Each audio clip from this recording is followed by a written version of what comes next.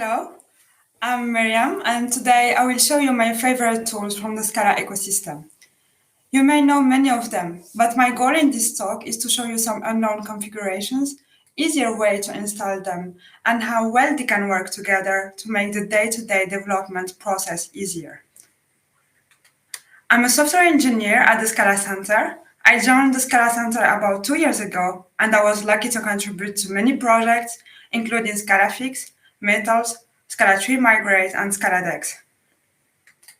Briefly about the Scala Center. Scala Center is a non-profit organization. It's established at EPFL here at Lausanne. Our two primary focuses are education and open source. On the education part, we have now seven different courses. Most of them have been updated to Scala Tree, and recently we have published one more course, Effective Programming, that is only in Scala Tree. On the open source side, you may know us through some of our projects, Metals, Scalafix, Scaladex, and we also continue contributing to Scala.js and Scala Native. This talk will cover tools that are able to rewrite and lint the code, tools that improve the collaboration within the team, tools to maintain the code, and finally tools that helps to explore the Scala ecosystem libraries. So let's start with the first tool, Scalafmt. Scalafmt formats the code for you, so you don't need to think about it anymore. With this tool, the code style is consistent within your team, and you don't need to spend time commenting spaces or line length anymore. I think it's okay not to have the same coding style, and it's okay not to care about empty lines at the end of a file, especially that we don't use all the same code editor. This is why it is simpler to enforce a common coding style through an automatic tool like Scalafmt. There are different ways to install Scalafmt. The one I use consists of downloading the executable of Scalafmt with Coursier and then pushing it back to be part of the project. So everyone contributing can have the same script. I find this way quicker than adding the SBT plugin. So now, every time you need to run the formatting, you won't need to start at the SBT shell. And this can happen when you just check out a pull request to fix the formatting. This way is also not specific to SBT and work for all build tools. You can run Scalafmt scripts with many options. I usually use it either without any option to just run it, or add --test to make sure that the formatting has been applied. The main advantage for me with Scalafmt is that it is simple to add to your CI. To do that, you only need to add Scalafmt --test to your CI, and it will run on each pull request. The reviewers don't need to catch issues with the coding style, and I personally prefer to fight the CI to fix my formatting rather than reviewers. It's also the default formatter when using Metals. So when you run format the document, Metals will ask you for permission to create a configuration file which will contain only the latest version of Scalafmt. And IntelliJ, if it finds the configuration file, will also use Scalafmt as a formatter. Last, just before pushing your change, you can run locally Scalafmt to fix all files. So when developing, you can have a nice user experience running Scalafmt locally with your editor and finally through the CI. Scalafmt is an opinionated formatter. It means that its default configuration captures many popular coding styles in Scala, and it applies them to have a uniform formatting in your project. I find the default configuration good enough, but you may need to customize it, especially when you add it to an existing project and you want to fit as close as possible to the style you've already defined. So my Scalafmt usually includes the following settings: the version. So when running Scalafmt script, it will download the version specified in this configuration. This will make sure that consecutive runs are reproducible and that all contributors are using the same version of Scalafmt. I also increase the max colon, the default being 80, and then I add project.kit equal true.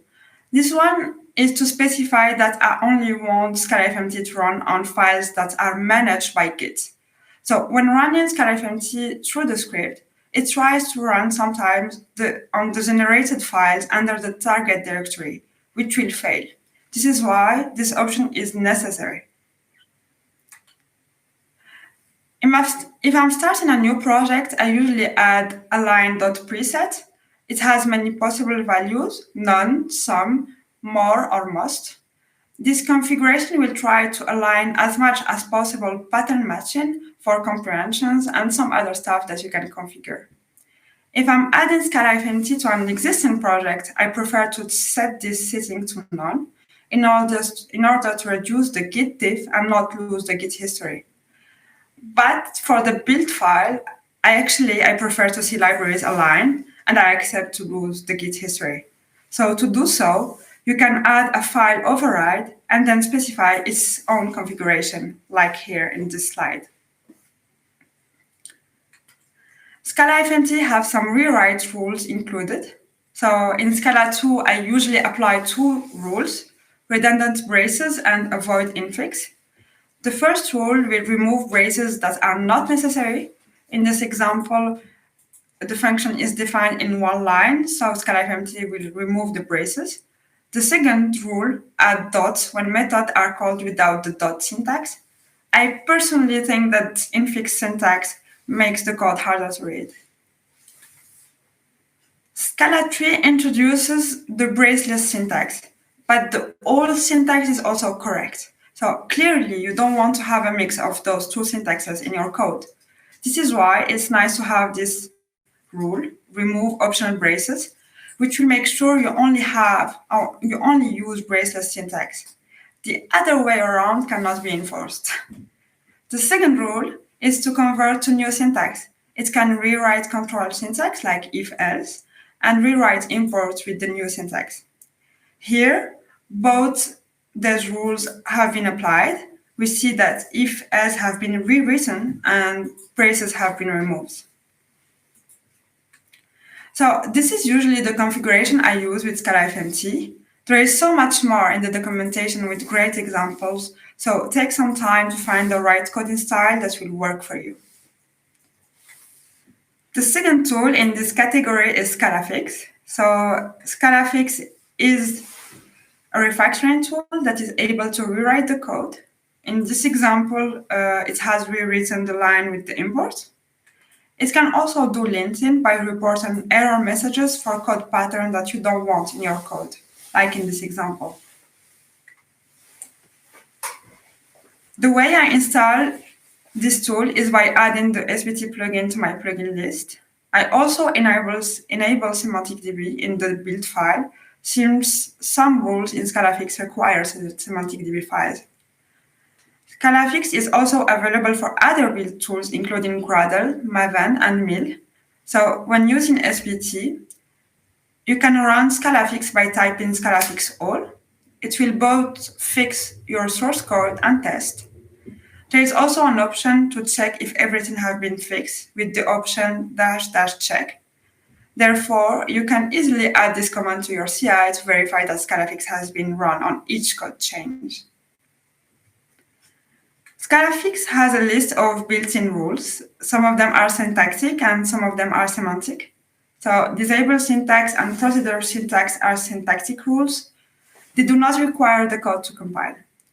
With disable syntax, there are a bunch of settings that you can configure. For example, it can report an error if a var, throw, or null are used. Of course, you may need some of this on your code, and you can explicitly turn off Scalafix on this specific line or file. This rule can be nice to configure if you and your team have some best practice that you want to enforce. Procedure syntax fixes one deprecated feature in Scala, where method didn't require a return type or equal sign. I don't see this feature used anymore, but if it is the case, it's nice to fix it since it won't compile in Scala 3. Semantic rules, on the other hand, requires the code to compile and allows more advanced code refactoring. I usually add remove unused to my project to clean unused code. It can remove unused import, unused name variable in pattern matching, unused local definition, and unused private val. This rule actually relies on the warnings reported by the compiler, and adding it to your project will help you clean partly this list of warnings. Explicit result type adds the return type for function, methods, and vals. It's a good practice to make sure that your public API doesn't change following the compiler type inference, especially when upgrading its version. Those two rules do not work yet in Scala 3. The Scala 3 compiler doesn't emit yet warnings for unused code, so the remove unused rule could not work yet. And explicit result type relies on internals of the compiler, which will require the rule to be rewritten, and it's planned. You may have other ideas of rules that you would like to implement. It can be either some specific code style you and your team have agreed on, or a migration rule that will run only once to rewrite the deprecated code. So first, you may have a look at the list of rules developed by the community. Maybe there is already something that can fit your needs. Otherwise, Scalafix is extensible, and it's quite possible to write its own rule if you master Scala Meta. I advise you to watch this talk by Olaf that explains some of the Scala Meta library. One of these community rules is Scalafix organize import, developed by Shank Lian. This rule organizes import statements with many options. I usually use the default configuration, which does not group import together like here in this GIF. You can also have an IntelliJ preset configuration if you want the same style than in IntelliJ. This rule is now used as the default one to organize imports in metals. So when you run organize import, metals actually call Scalafix with this rule. So if you want to enforce this in your CI, you can simply enable Scalafix on your project and create a configuration file that adds only this rule, and then you can add this check to your CI. So when developing, you don't need to track your imports anymore. You can either run it through metals or by invoking the task Scalafix all, and then adding this check in your CI to make sure that every change will now respect this rule. So let's move to the collaboration tools. So the first tool I would like to talk about is GitHub Action. This tool is more specific for people using GitHub to manage their project. So GitHub Action allows you to automate many workflows, and in my case, I use it to automate continuous integration and continuous deployment. If you are already using GitHub, using the same tool to manage your workflow is a big advantage. It simplifies the setup of the pipeline and its integration with your project. The way it works is that you describe an event among many existing ones, like when a pull request is open, and then you describe a job that will start following this event using also existing actions. So let's automate the workflow responsible for continuous integration. So when a push happens on the branch main, or a pull request is opened on any branch, we launch two jobs.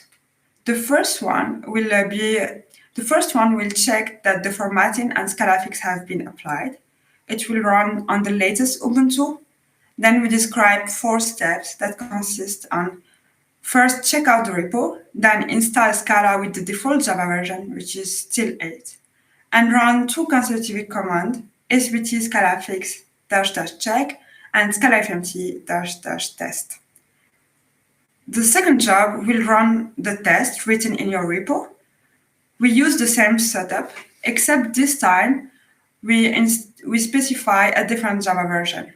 And then the command will be sbt test. We could have described that only one job with the 3 commands that would run one after the other. When one fails, the remaining command won't be executed. At least this is the default behavior. I think you can configure this differently. So I do prefer having parallel jobs and being able to see quickly if it's either the test or the formatting that have failed. Also, sometimes you want many jobs that run the test on different platforms, for example, Linux and Windows, but you only want the formatting to run once. For continuous release, I use SBT CI release. It's an SBT plugin that automates releases to Maven Central and Sonatype from GitHub Action. On each merge to the main branch, it will publish a snapshot version with a unique version. And when a Git tag is created, it will push a regular release to Maven Central. So I create usually a specific workflow for the continuous release, which means actually just another file. So every time a push happens on main, or a tag is created, the published job will start. The only important part of this job is the command sbt ci-release. It needs some secret to be able to push to Sonatype, and they are stored as GitHub secrets. The remaining lines are here to set up Scala and check out the project. The documentation of this tool is quite detailed and goes through each step to set up the secret keys and the account on Sonatype. So now, to release a new version of my tool, I only do git tag with the version name, and then I push the tag to origin. So let's go one step further and automate also the creation of release notes. So again, every time a change is merged into main, the release drafter job will start. It's an existing GitHub action that drafts your next release note as pull requests are merged into main. You need to write a template file that the release drafter will use. This one is a simple one that just adds the changes under the pull request line. But you can also create a more sophisticated template that relies on pull request label. It will automatically create categories in the release notes. So as you can see in this file, the title is the text that will be displayed on the release note, and then you define the label for each category, one or several labels actually. The remaining difficulty is that you need to label correctly every commit. So with this part, we have seen how to run automatic formatting and Scalafix, and integrate them with GitHub Action. We have also seen how to release and create automatic release notes.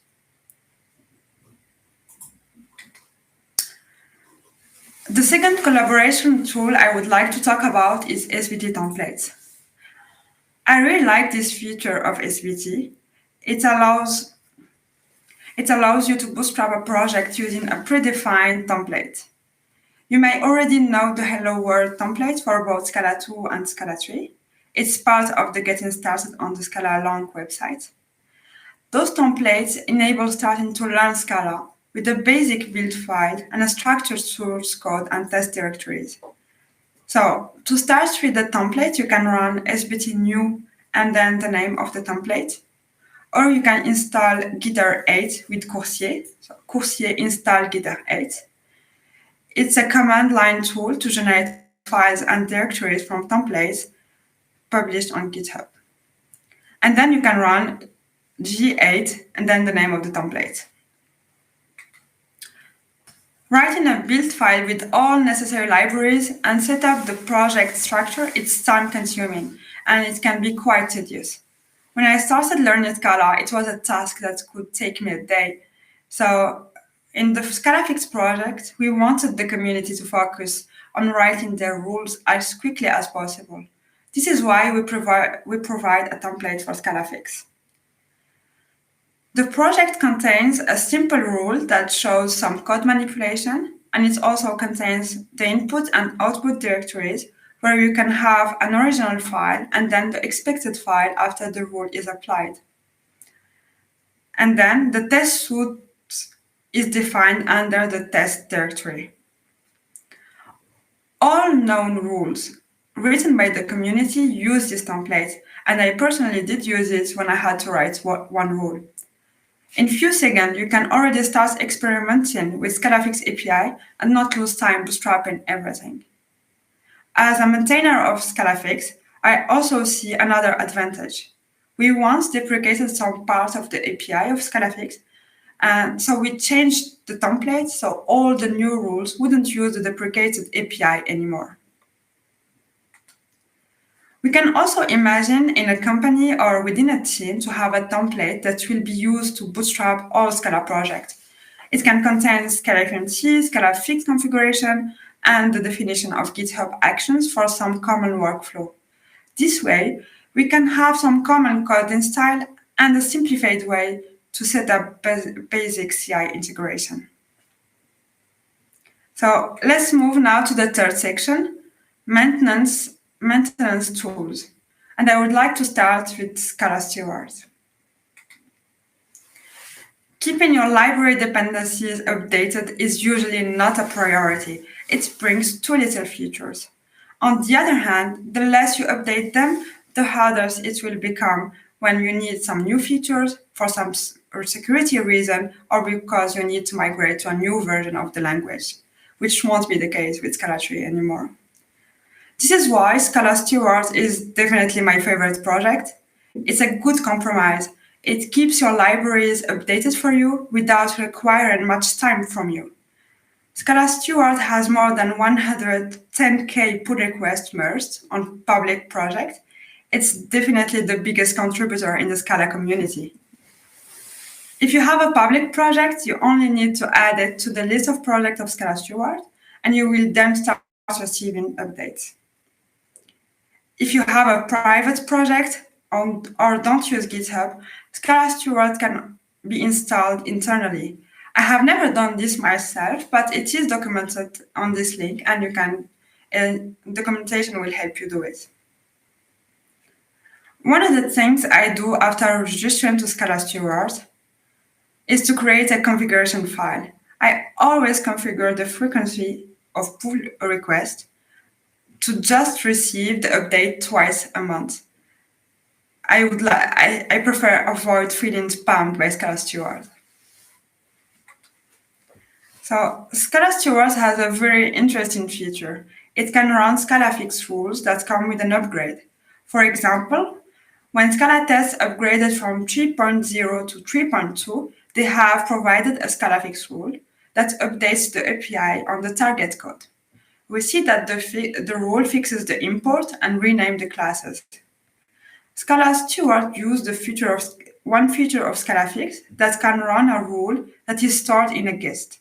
So the command line is Scalafix --rules, and then the path to the guest. I will show you a small part of this rule.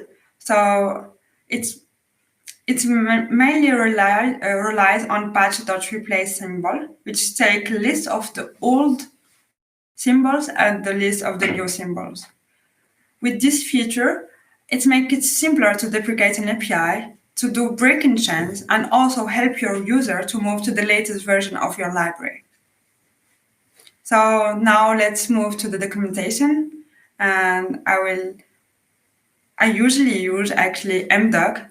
It's a tool that is inspired by Tut. So mdoc has many features. First, it type checks the documentation, which means that when your documentation includes code, you know that it compiles. Second, it verifies that your links are not dead, which can happen when you rename a section or when an external link doesn't exist anymore. And then it's extensible. For example, you can define a variable in your documentation called version, and then inject it through the build file. It's super convenient to keep the version of a library updated, for example, in an install section of your documentation. To install mdoc, I add the SBT plugin to my plugin list, and then I define a new module that enables the mdoc plugin and depends on my project. You can add mdoc variables in the setting, and those variables will be accessible in your doc. To generate the documentation, you can execute doc/mdoc in the SBT shell. mdoc is extensible, which makes it super powerful. Scalafmt documentation use a custom modifier to write their documentation. They have created a modifier called Scalafmt that takes Scalafmt configuration as argument. Here it takes assume standard library strip margin and align strip margin. This modifier will run Scalafix, Scalafmt on the given snippet and generate the result code after Scalafmt has run. So what we see in this GIF is generated by mdoc. Without this modifier, they would need to write two paragraphs, one with the original code and the second after Scalafmt has run. It can be error-prone, inaccurate if the behavior of Scalafmt changed after a release, and it's time-consuming to do that for every example. So if you have a use case, don't hesitate to write your custom modifier. It doesn't need to be a fancy one. Once, I needed to include other markdown files in my documentation, and it was quite nice to be able to write it quickly. The name of the modifier is file, and it takes one argument, which is a relative path. The code is about 10 lines, and it solves one important issue for me. Markdowns cannot include other markdowns file. Sometimes I don't have code to type check, and I don't need any custom modifier, but I still use mdoc. The reason why is that it is possible to use it with Docusaurus to build documentation websites. Most Scala meta projects use mdoc with this combination to build their website. Scalafmt, Scalafix, metals, mdoc, of course. So the documentation on mdoc explains very well how to create the website and publish it on GitHub pages. Of course, you can add directly Docusaurus without mdoc, but thanks to the detailed documentation on mdoc and thanks to this SBT command provided by the plugin, I find it even easier to do so through SBT mdoc. So mdoc provides documentation to deploy your website using either GitHub Action or Travis. I will show you the example on the GitHub Action. So every time we merge something to main or we merge a tag, we run the command svt/docusaurus publish GitHub pages. You may want to deploy the documentation only after each release. In other words, after each Git tag creation. But it implies that you cannot fix your documentation between two releases. On the other hand, deploying on each pull request implies that when you add a new feature, you cannot merge its documentation because you need the library to release this new feature before documenting this feature. It's a trade-off you need to make. I can say so much more about mdoc. I think it's a tool that makes the creation and maintenance of documentation simpler with features that focus on the pain points we usually have, dead links and variable injection. It's also a tool that focuses on how to improve visibility of your project by making it simpler to build a website for it.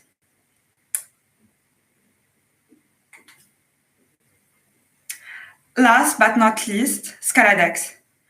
Scaladex is a website that indexes all the Scala libraries and some Java libraries that are often used by the Scala community.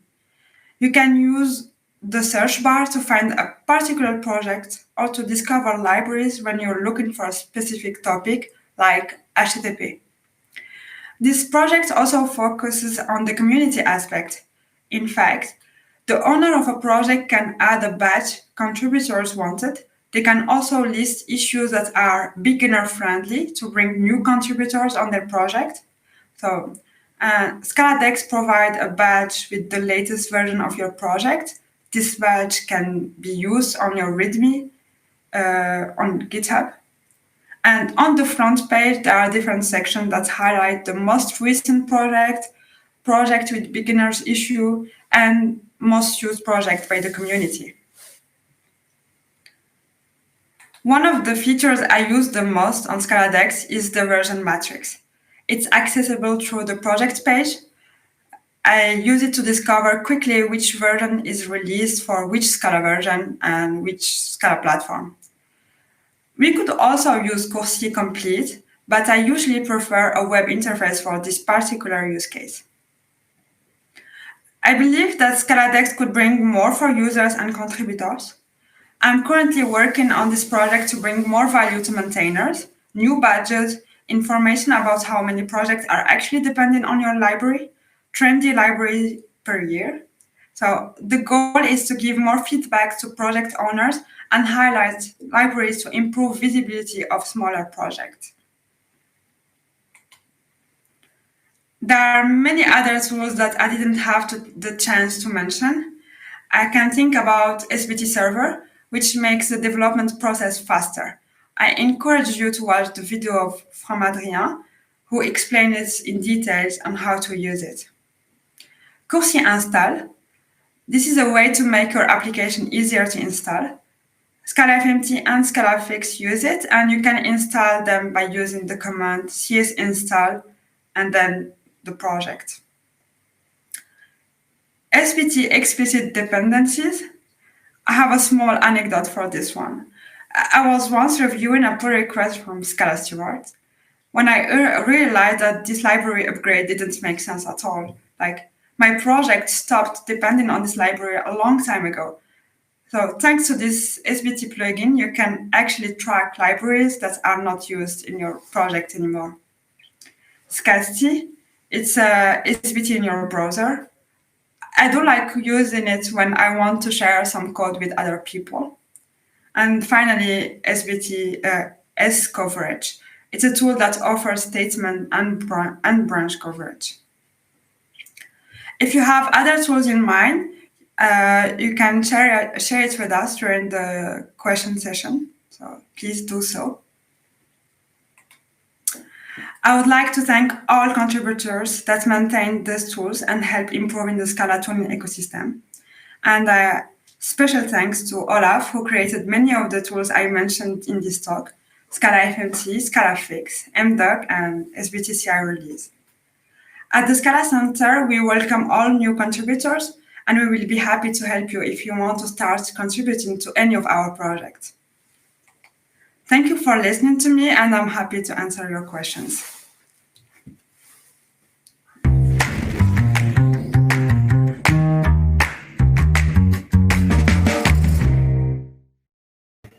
Oh, thank you so much. Hi. Hi. Hi, Miriam. Thank you so much for your talk. Really, it's lovely to have you here.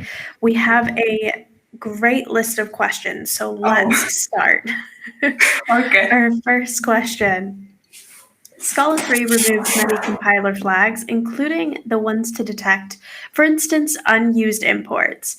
Is Scalafix going to add a rule to help with this? Okay, so actually it's the other way around. I mean, Scalafix use the warnings from the compiler to do this rule. And now that these flags will be added in a release, I hope so soon, in Scala 3.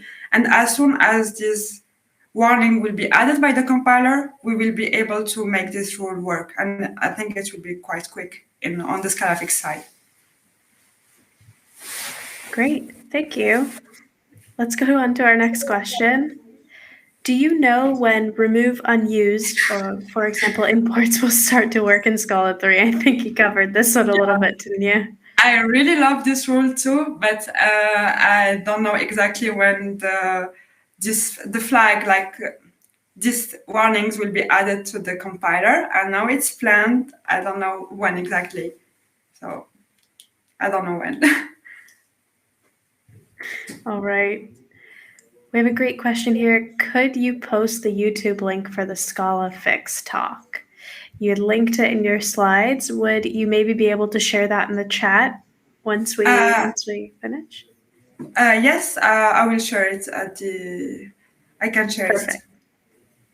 Perfect. We'll make sure we get that around to. Okay, to yeah, I don't know how questions. to use it yet, the tool, That's but I will okay. try out. All right. In GitHub Actions, can you plan a serial step after a parallel step?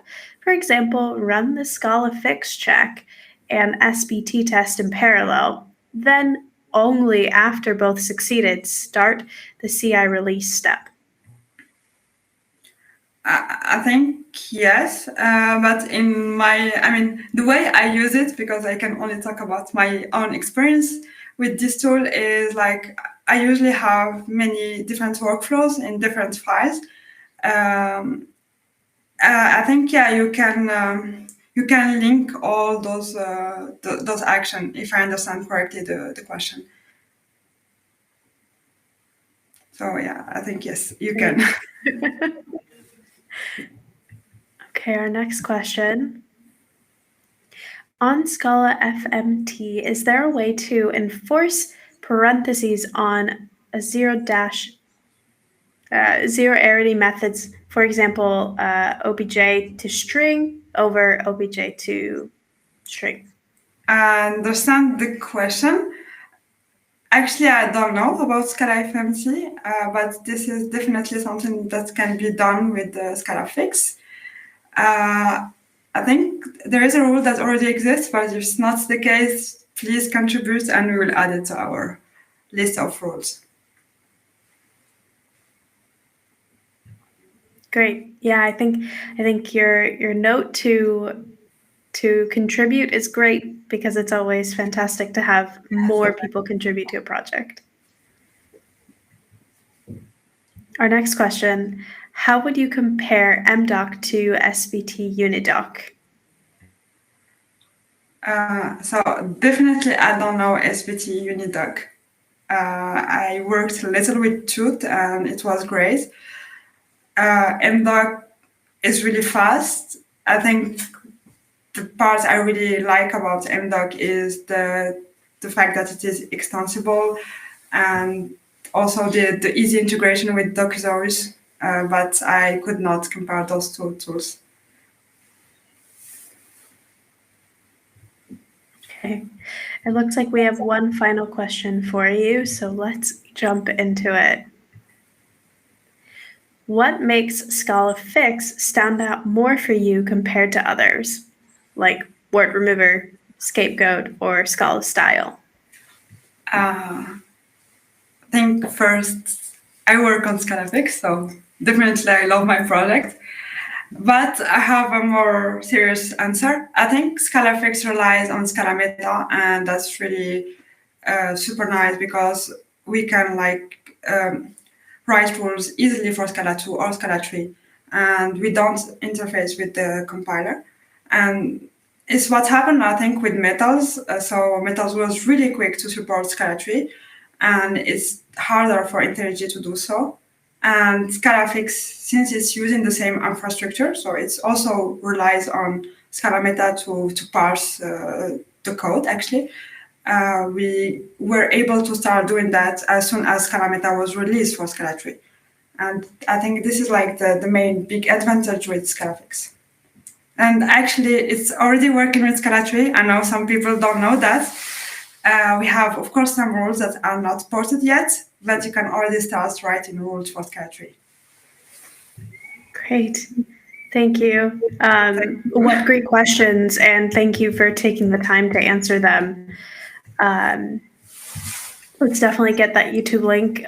We'll connect. Yes. We'll connect offline and make sure we can get that out to everyone. And Meriam, I'd like to thank you again for joining us and for speaking today. I hope you get to enjoy the rest of the conference as well. Yeah, thank you so much. Thank you.